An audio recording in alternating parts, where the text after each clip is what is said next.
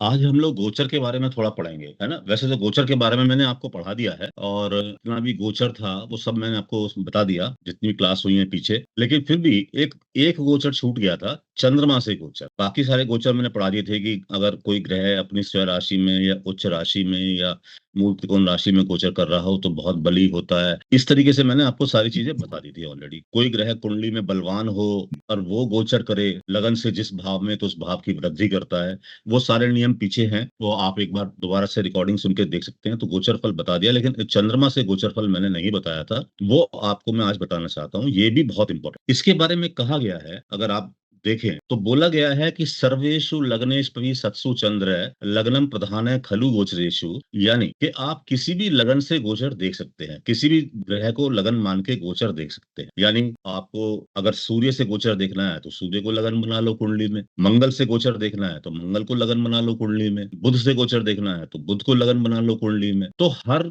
ग्रह से आप गोचर देख सकते हैं। जैसे आप ये देख सकते हैं कि मेरे गवर्नमेंट से आज काम होगा या नहीं होगा, तो उसके लिए सूर्य को लगन बना लीजिए। जहां भी सूर्य काफी कुंडली में जिस राशि में बैठा है उसको लगन बना लीजिए और उससे गोचर में देखिए कि कौन कौन से ग्रह उससे किस किस भाव में गोचर कर रहे हैं। हर ग्रह से कौन से भाव में ग्रह गोचर कर रहा है, इसके बारे में फल दीपिका में दिया गया है। मैं आपको पेज नंबर बता दूंगा कि कौन सा भाव में गोचर अच्छा होता है। यानी सूर्य से शनि का गोचर किस किस भाव में अच्छा होता है, सूर्य से मंगल का गोचर किस किस भाव में अच्छा होता है, सूर्य से बुध का गोचर किस किस भाव में अच्छा होता है।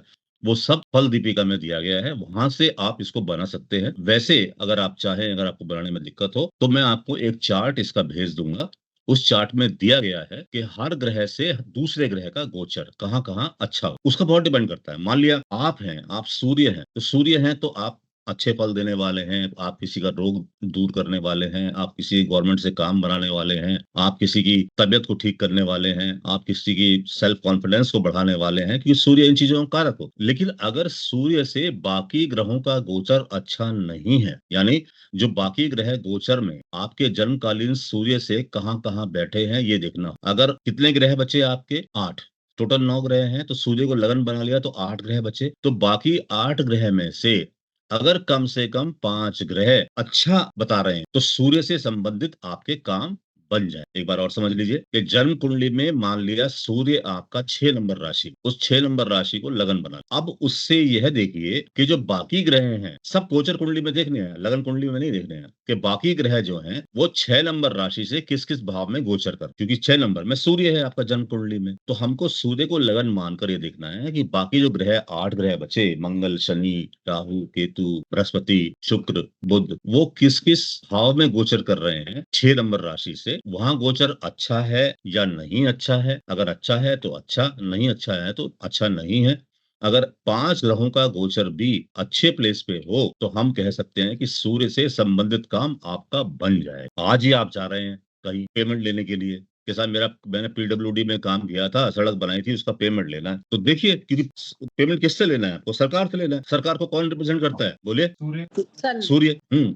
तो सरकार को सूर्य रिप्रेजेंट करता है, गवर्नमेंट को सूर्य रिप्रेजेंट करता है। तो सूर्य को लगन बना लीजिए। आपकी जो जन्म कुंडली है उसमें देखिए सूर्य कहाँ बैठा है। अगर 7 नंबर राशि में बैठा है तो 7 नंबर राशि से आप ये ध्यान रखिए कि हाँ, 7 नंबर राशि से जो बाकी ग्रह हैं वो किस किस भाव में गोचर कर रहे हैं। कोई 9 नंबर राशि में होगा, कोई 10 नंबर राशि में होगा, कोई 11 नंबर राशि में होगा, कोई 12 नंबर राशि में होगा।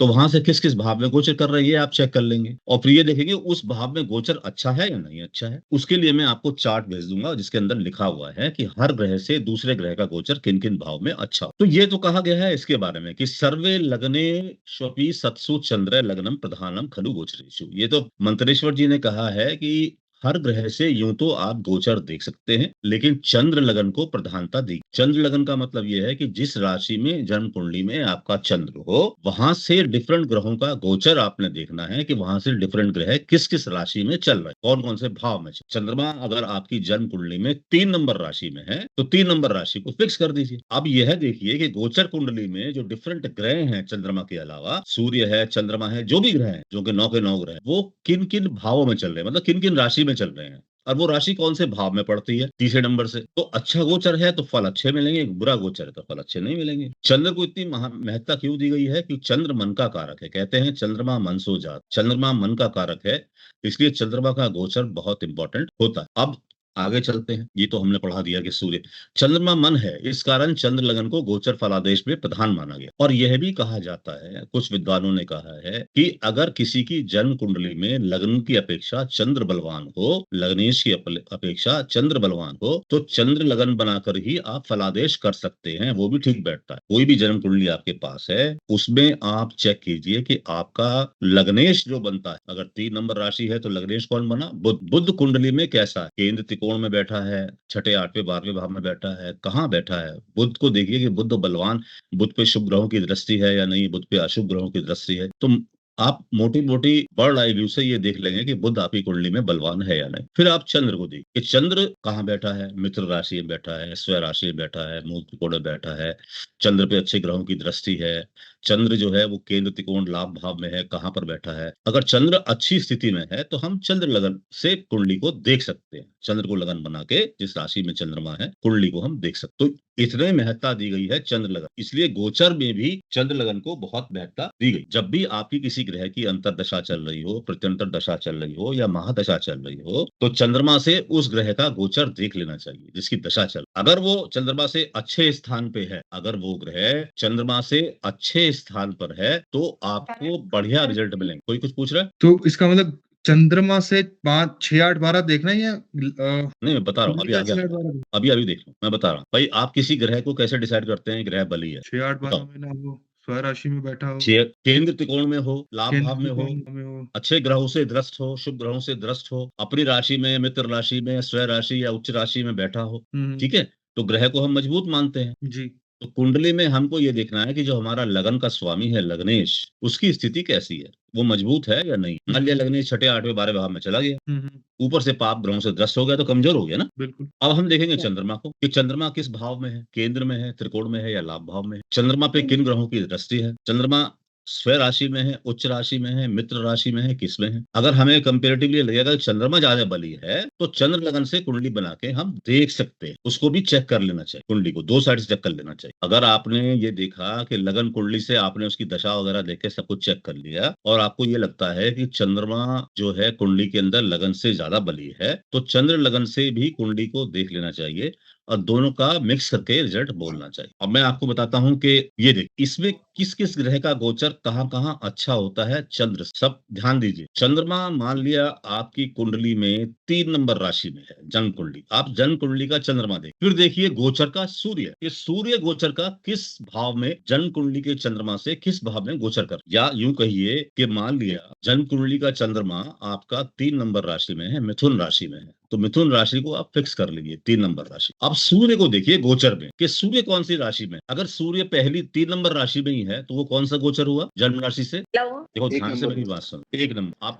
ध्यान से सुनिए कि जन्मकालीन कुंडली में जो आपकी जन्म की कुंडली है, उस कुंडली में ये देखिए कि चंद्रमा किस राशि, ठीक है, आपकी कुंडली दीप्ति जी बताए चंद्रमा किस राशि में है। चंद्रमा सर कुंभ राशि में 11, कुंभ राशि में 11 नंबर राशि में है, ठीक है। और आप ये देखिए कि सूर्य का गोचर कहाँ है, आज सूर्य किस नंबर राशि में चल रहा गोचर। सूर्य सर मीन राशि में चल रहा है, मीन राशि में चल, तो आपकी, तो सूर्य का गोचर कौन से भाव में हुआ आपकी जन्म राशि दूसरे से, भाव, दूसरे भाव, दूसरे भाव। तो क्या दूसरे भाव में गोचर अच्छा है, नहीं, तीसरे छठे 10, नहीं, तीसरे 10वें 11वें भाव, तो दूसरे भाव में गोचर होने की वजह से आपके सूर्य के परिणाम थोड़े मुश्किल मिलेंगे आपको। जब सूर्य आपका मीन राशि में आ जाएगा, ओ सॉरी तुम मेष राशि में आ जाएगा, तब आपको गवर्नमेंट से संबंधित कामों में आपको सफलता मिलेगी। अभी सूर्य जिन चीजों का कारक है, पिता का कारक है, सूर्य आत्मा का कारक है, सूर्य अनुशासन का कारक है, उन चीजों में आपको इतने अच्छे फल अभी नहीं मिल पाएंगे, लेकिन जैसे ही सूर्य आपका मेष राशि में आ जाएगा आपको बहुत अच्छे फल मिलने स्टार्ट हो जाए। तो इसलिए जन्मकालीन चंद्रमा जिस राशि में है, उस राशि से तीसरे छठे 10वें 11वें,